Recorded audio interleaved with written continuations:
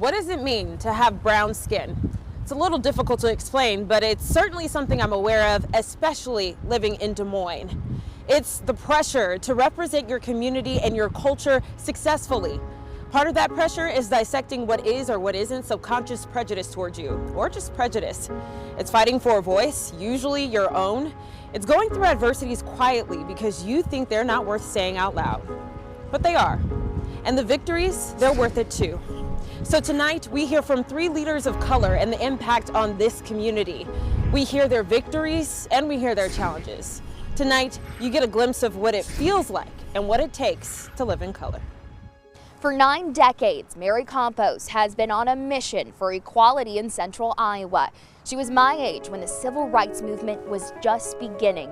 And through the prejudice that she's experienced, it's her resiliency that makes Mary Campos a community champion. 1, 2, 3, and age is not slowing her down.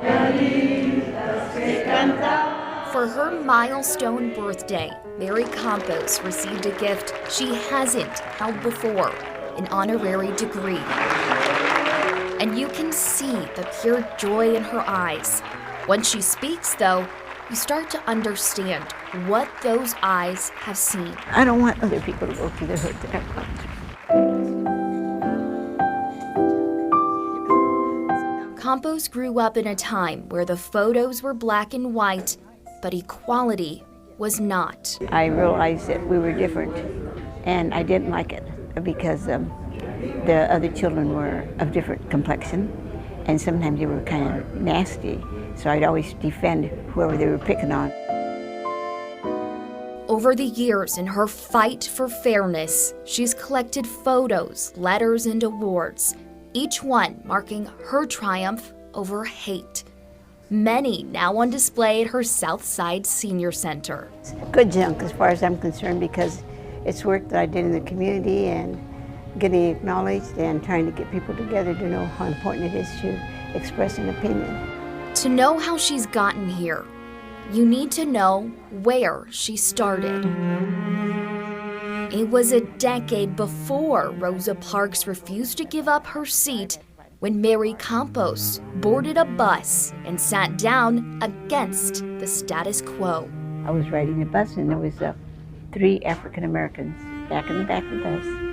And one was a young girl and 2 young men. So I just got out of my seat and went and spoke to them and sat there and talked to them. Then when we got to, I call it the Mason-Dixon line, the bus stopped suddenly. Everybody looked around to see what had happened, and the bus driver comes back and he said, "Girlie, go back to your seat." And I said, "Why?" And my mother said in Spanish, "¿Qué estás haciendo? What are you doing?" I said, "I'm doing nothing. I was talking to these people, that are serving our country." And he said, "You can't sit back there. That's for the black people only. You go to your seat." That's what really lit the fire, and why I fight today. Not only for people of color, but for anyone.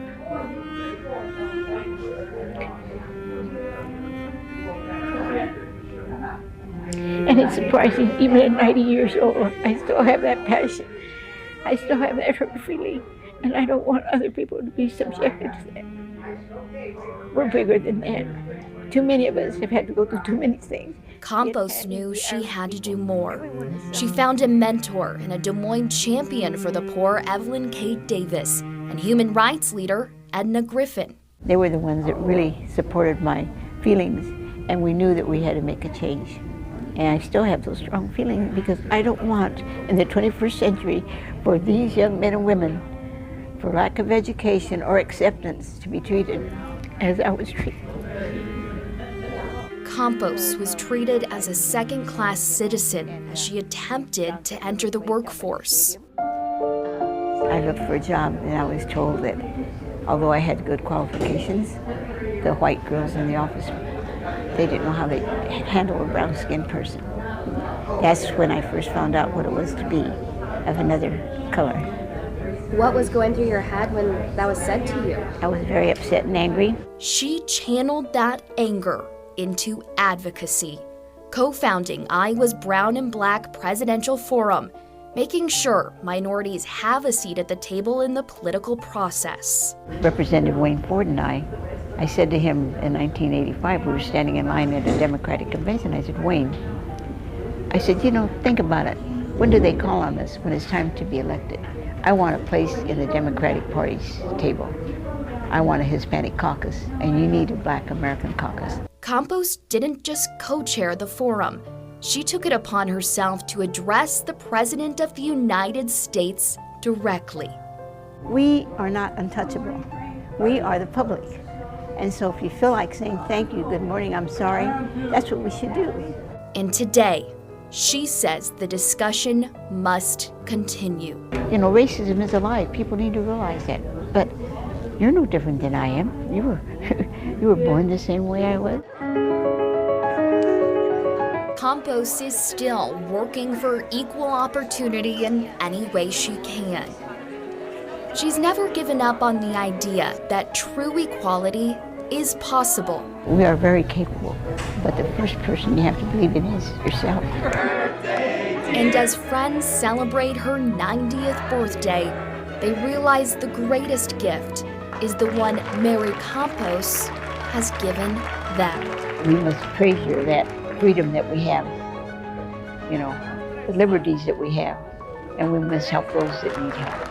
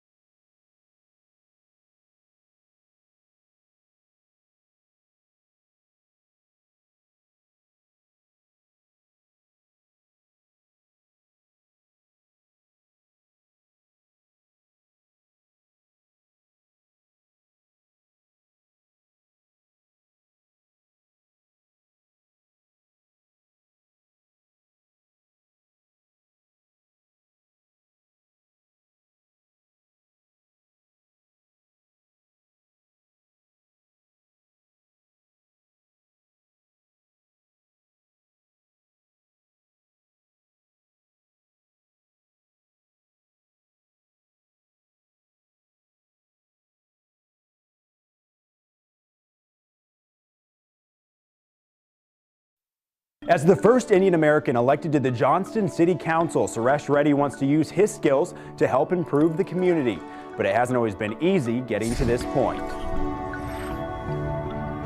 I'm an outdoorsy guy. I don't like sitting in the house and it's cabin fever. Finding the key to unlock and escape reality, even just for a few minutes, I like gardening. isn't easy for everyone. When I'm doing gardening, I just tend to forget all of those things. I'm just doing gardening, listening to a little bit of music, just gardening, planting trees. But Suresh Reddy finds peace in what he loves and chooses simplicity. This is pear trees. Even on a cold Iowa afternoon, when those trees begin to hide for the winter, skies turn gray. Is it kind of like an escape for you? Like if you're feeling a little stressed, it's a way Yes, it's a stress thing, stress buster, I could say. Growing up, my mom loved gardening. She had a lot of bit of gardens going on. Now he's planting seeds of his own and spreading those roots right here in Johnston. For this software engineer, life's path wasn't always paved. I'm from India. I was born in a small city and my parents were well, middle class people. Growing up, we did not have any kind of prejudice like being color, skin color or anything like that. It was just everybody was similar. My father had such a job that we had to travel around quite a bit, so we did. I did my high school up back in India and my engineering, my bachelor's up in India in electronics and communication engineering. In his early years, Suresh Reddy always knew his calling was computer science. But to get a master's degree, the only option was to leave his home country. I thought the United States could be a better place because of every technology, every software, every high-tech comes from the United States. Suresh came to America as an immigrant in 1990. Everything was new, and adapting to the English language made those first years a little harder. One of the challenges I faced was the language barrier, and other was the prejudices that some people had against not being non-American or being of color. That's one of the things I struggle with, trying to understand why. Why could my skin color be any different? I still have red blood, and everybody has red blood too. After graduating with a master's degree from Bradley University in Illinois, Reddy began working across the country, with technology leading the way. I can get up in the morning without being groggy. Along the hustle, going from job to job, he met his wife, Chandra. Mine is an arranged marriage, so it's basically parents go up, meet, and then we meet. Then we decided, yes, it would be okay. We got married. We met in November of 1994. And along came their two kids, Arushi and Akash. We had a son. He was born in '98. And after a while, my daughter was born in 2004. Or it's like high adrenaline. And then they're all grown up now. I miss them being kids. The four have called Johnston home for well over a decade. When I actually moved to this state, Iowa, I was like about 97% white and the rest is colored. So it was a little bit of a overwhelming thing, but I never felt that here. Everybody's friendly. It's a permanent place to start a new chapter of raising kids and helping expand the community. Suresh says he's a man of action, put that to use. He helped his son and other students with robotics competitions at Johnston High School.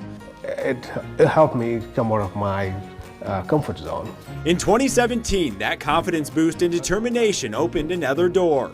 He wanted to be more involved with the town he calls home now.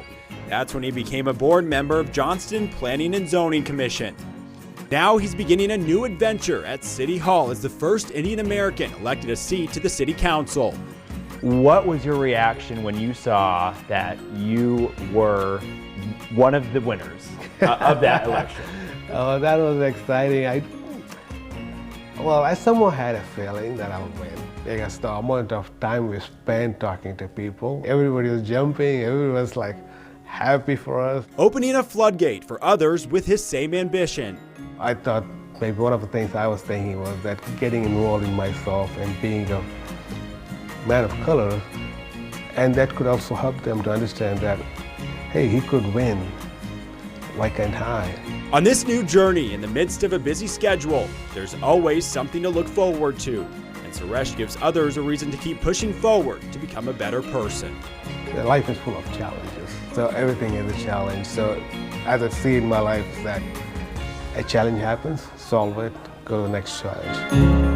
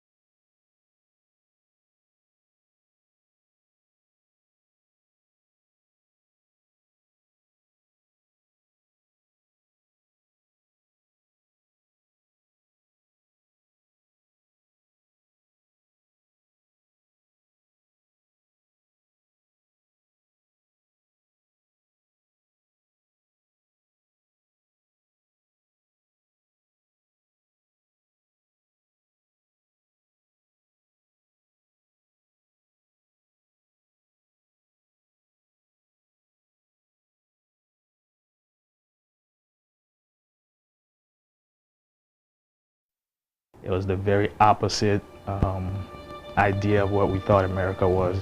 Like this whole time I spent my whole life dreaming about coming to America, and then we come here and I was scared to go outside. Webster Cranto fled Liberia with his family as a boy.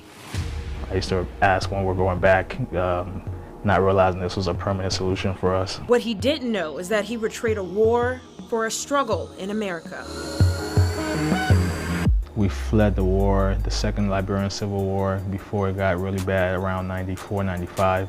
And we moved out to Ghana, a little town called Buduburam.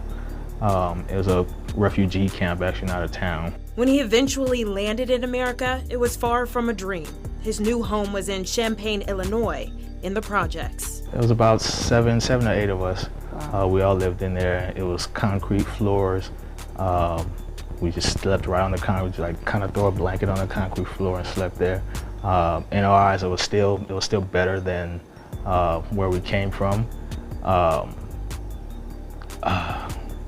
And when everyone around you, when no one has anything around you, people do what they can to survive. I spent a lot of time in Illinois basically trying to survive, and in doing that, you put on this persona. Trying to survive mentally or literally? Both. As a kid, survival meant hiding inside some days. Other days, it meant putting on a tough exterior and getting in a fight with a big kid. Most days, it meant putting everything, all his talent and energy into school. And those moments led him to a dream come true. And it was a standardized test. And on the English portion, I like to pride myself on English. I wanted to be an English teacher at one point. I froze and I just couldn't respond to the prompt. And time ran out. And I stayed after class and I just cried. And I cried with the teacher. She's coming back and we cried.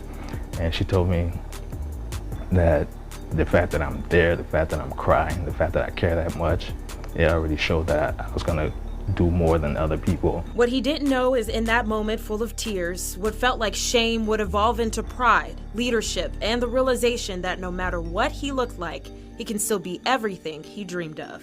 5, 6, 7. One of his dreams, Webster Cranto, is now a teacher. They're blown away when I show up and I'm their dance teacher, and then the next week they show up and I'm their technology teacher, and then the next week and I'm their chef, and and it really gets them excited, and I can see when things are happening in their heads, and they're thinking things like, how can you do that? Cranto created an after-school program with 29 classes. His vision started in the projects of Champaign, Illinois. He says he never wanted a kid to feel like they couldn't grow in a place where they didn't feel comfortable. It's much deeper than that for me. It's something that just reflects everything that I wish I had growing up in Champaign. Way back, we signed up. I used to be a Boy Scout for a couple of weeks, and then we got the first bill and we had to quit. So I don't want kids to have to worry about that. I'm just kind of hoping that just seeing me, even if I say nothing, just my presence, which is very important. There's not a lot of male teachers, and definitely not a lot of African-American male teachers or any other minority for that matter. These students are seeing a man of color living in color. He's delivering positivity, hope, and curriculum to his community with skill. Not only does it open up possibilities in the minds of his students, it brings an endless world of possibility for his kids' legacy too. At this point, we're 100% committed to Des Moines. We're not going anywhere. We're on the December calendar. Yep. Creating and running an after-school program for Des Moines public schools, consulting businesses, running nonprofit educational programs, an African clothing boutique, and trust me, the list goes on. The schedule gets very full. The old saying goes, for every great man, there's a great woman behind him. Well, Claire Cranto is right beside. Claire understands the significance of diversity and what it takes to build a legacy in the Southside community. She's on top of everything, and that's just the way we function. If I didn't have my wife to run this thing, I actually don't know how it would keep going. And on top of several companies, the Crantos have their 2 beautiful kids with a third on the way. Both their plates are full, but they balance with each other, leaving time for the importance of creating. and hoping their kids see and feel that too. Cranto legacy is starting, at least for me. I've kind of just been lingering and now have this family of my own. Working on a little family tree thing and everything, and it was really getting to me that start building something. And I think we can do that here. This is a very good place to do it. That's why we're committed to staying in Des Moines. The Cranto family tell me that they choose to live on the South Side in the middle of this diverse neighborhood in Des Moines in order to help build a legacy and community. And one of the laundry list ways that they do that, Claire and Webster Cranto are the vice president and president of the Neighborhood Association. This is where they meet, where the real discussions for real change start and continue.